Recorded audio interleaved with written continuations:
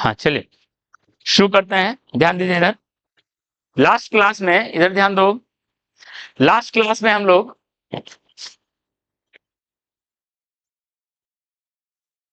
Pressure variation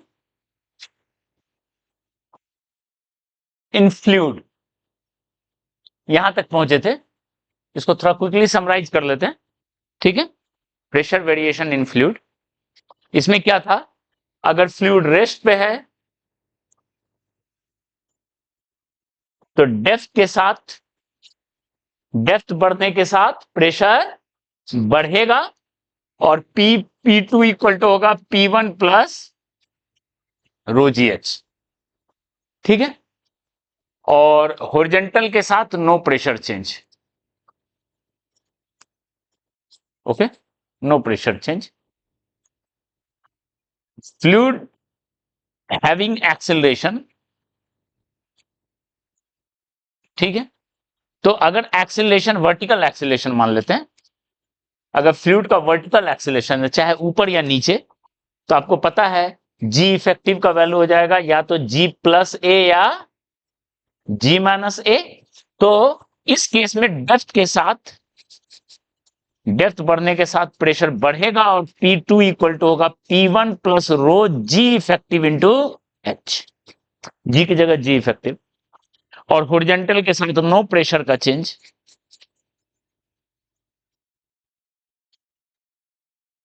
ठीक है, no pressure change, okay. और अगर हॉरिजॉन्टल एक्सेलरेशन है, fluid has horizontal acceleration,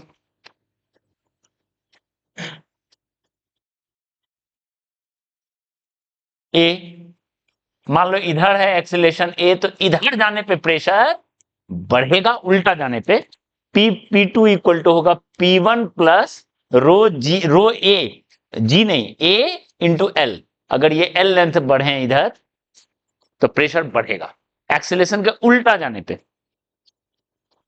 acceleration के उल्टा जाने पे प्रेशर बढ़ेगा, ठीक है। यानी अगर कोई कंटेनर का इधर एक्सेलरेशन है तो इधर जाने पे प्रेशर बढ़ेगा फ्लूइड के अंदर। इसलिए हम लोग डिराइव किए थे कि कोई भी कंटेनर में जो मान लो कोई ए से एक्सेलरेट हो रहा है तो इसमें जो लिक्विड का लेवल है वो उधर डाउन रहेगा। कितना एंगल डाउन रहेगा, theta equal to tan inverse A by G, ठीक है। लास्ट क्लास में यहां तक समराइज किए थे, ठीक है। इस पे बेस्ट कुछ कुछ देखो, कुछ कुछ हम लोग देखते हैं कहानी।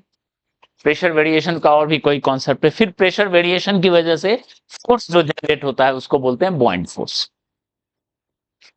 ठीक है, ओके। तो एक एक करके आते हैं। पहला, मान लो कोई ऐसा यू शेप का कॉलम, ठीक है, यू शेप का कॉलम, ओके। इसमें लिक्विड भरा हुआ है, ठीक है, ओके। अगर सेम लिक्विड है, मान लो रो है लिक्विड कंडेंस, सेम लिक्विड, तो हाइट का वैल्यू सेम होगा, H1 H2 बराबर होगा। या मान लेते हैं इधर लिक्विड है रो1, ठीक है, यहां पे हो गया, इधर रो1 इधर रो2 लिक्विड, ठीक है। इधर का हाइट है H2, मतलब अलग अलग हाइट होगा, अगर डेंसिटी अलग अलग होगा तो वो प्रूव हो जाएगा, और डेंसिटी सेम होगा तो हाइट सेम होगा। बीच में मतलब इनमिसिबल लिक्विड है, इधर का लिक्विड अलग है इधर का लिक्विड अलग है, ये पार्टीशन है, ठीक है।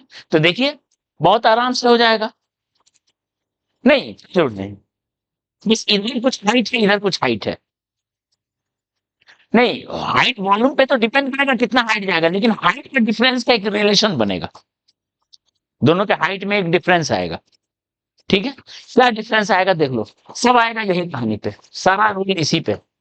देखिए कैसे, यहां का प्रेशर पीएटीएम है ओपन एटमॉस्फेयर से, तो यहां का भी प्रेशर पीएटीएम, ऊपर का प्रेशर, ये H1 नीचे गया तो यहां का प्रेशर पीएटीएम प्लस रो जी रो1 जी H1, यहां का प्रेशर रो टू जी, ठीक है। अब बताइए P1 P2 को तो बराबर होना पड़ेगा एक हॉरिजॉन्टल लेवल में, इसका मतलब rho one H1 equal to rho two H2, मतलब जो ज्यादा डेंसिटी का होगा उसका हाइट ऑफ कॉलम क्या होगा, कम होगा। समझ में आ रहा है? क्योंकि रो वन H1 रो टू H2 को क्या होना पड़ेगा, बराबर होना पड़ेगा, क्योंकि यहां पर हॉरिजॉन्टल में प्रेशर क्या होना चाहिए, सेम होना चाहिए। इसका मतलब अगर rho one greater than rho two है तो H1 less than H2। Okay, higher density fluid का लेस्ड कॉलम बनता है, हॉरिजॉन्टल लेवल, एक हॉरिजॉन्टल लेवल, कोई दिक्कत नहीं। आपका लॉजिक क्या था, हॉरिजॉन्टल लेवल में प्रेशर सेम होने का लॉजिक क्या था, प्रेशर से फोर्स से था। अब बताओ ना, नीचे वाला ट्यूब जो है, नीचे वाला इतना दूर को हम ट्यूब को लिए, भले अलग अलग डेंसिटी, आधा दूर अलग डेंसिटी है, आधा दूर अलग डेंसिटी है, खैर ये रेस्ट पे है, तो इधर का प्रेशर इंटू एरिया फोर्स, इधर का प्रेशर इंटू एरिया तो बराबर होना चाहिए, यानी P1 इक्वल टू क्या होना चाहिए, P1 इक्वल टू P2 होना चाहिए। भले although liquid is different, although liquid is different, fluid is different. समझ में आया? तो जब प्रेशर ही सेम होगा, ठीक है, तो हाइट ऑफ कॉलम अलग अलग होगा। समझ में आया है? ज्यादा डेंसिटी का कॉलम का लेंथ कम होगा और कम डेंसिटी का कॉलम का लेंथ ज्यादा होगा। अगर रो वन रो टू बराबर हो जाए तो ऑब्वियस है H1 इक्वल टू H2 हो जाए, नेट फोर्स जीरो।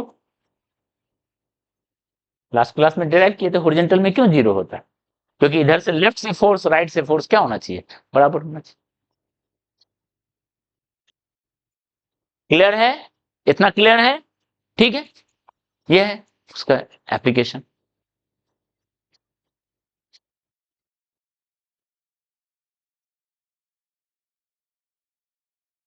ठीक है, सेम लिक्विड में सेम हाइट होना चाहिए, ठीक है, सेम लिक्विड में सेम हाइट होना चाहिए। ये पॉइंट समझ में आ रहा है?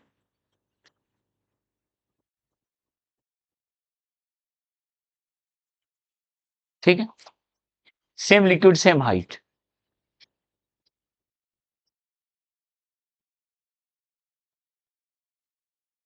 ओके, ये रेस्ट पे।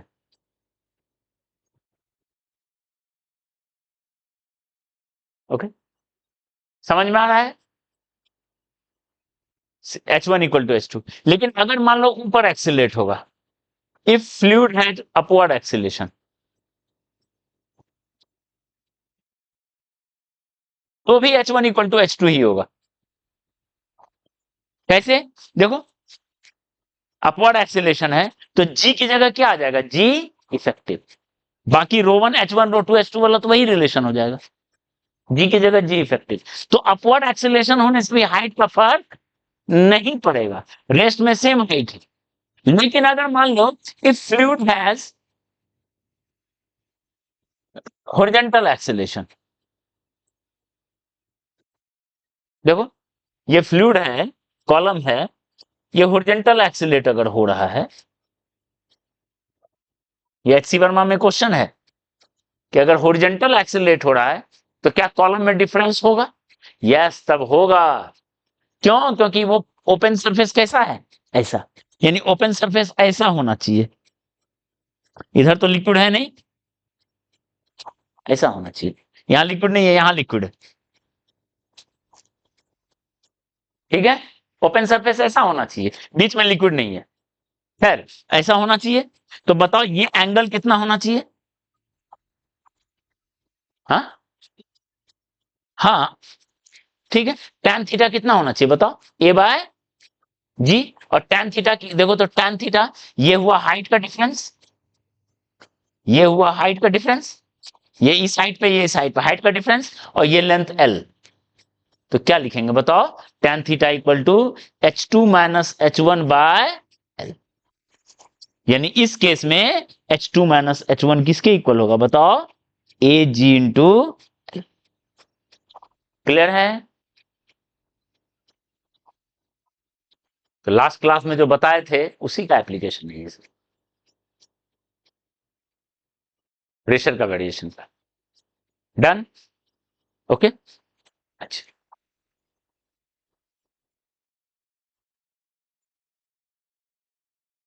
और देखिए, ठीक, प्रेशर वेरिएशन में ये कहानी है। आप एक क्वेश्चन ट्राई कर सकते हो। ओके, कि अगर कोई इंक्लाइन प्लेन है, ध्यान दो, कोई भी इंक्लाइन प्लेन है,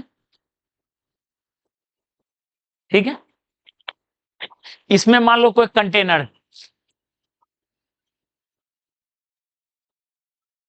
ठीक है, अगर कंटेनर रेस्ट पे है तब तो लिक्विड का लेवल एक हॉरिजॉन्टल बनता है, आपको पता है, एक लेवल रहेगा हॉरिजॉन्टल, रेस्ट पे है तो हॉरिजॉन्टल लेवल, ये पूरा हॉरिजॉन्टल है, ठीक है, ये हॉरिजॉन्टल लेवल है, ये हॉरिजॉन्टल लेवल, ये हॉरिजॉन्टल लेवल, फ्लूइड रेस्ट पे रहेगा तो हॉरिजॉन्टल लेवल रहेगा। ओके, लेकिन अगर इसको कंटेनर को रिलीज किए तो if it is released and it moves downward with acceleration g sin theta, आपको पता है कोई चीज को रिलीज करेंगे तो कितना से जाएगा, g sin थीटा से, तो ये जो लिक्विड का सरफेस है वो जो होगा इंक्लाइन के पैरेलल हो जाएगा।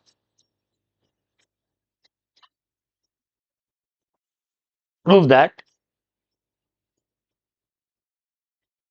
Liquid surface becomes parallel to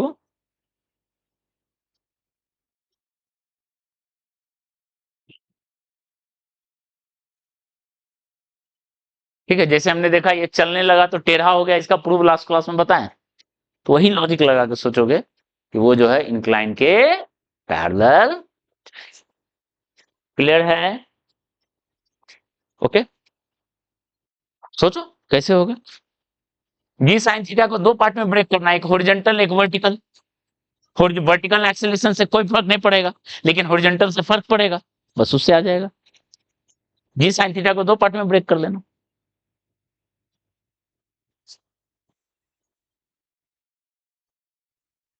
हाँ, जी साइन थीटा को भी दो पार्ट, एक वर्टिकल एक वो, ठीक है। तब जो tan थीटा बनेगा, जैसे मान लो ना ये कंटेनर जो है, ये कंटेनर इधर नहीं चलता, सपोज ये कंटेनर देखो, ये कंटेनर ऐसा चलता, सपोज, कहाँ है ये कंटेनर इस तरीके से चलता, तब कैसा एंगल बनता देखो।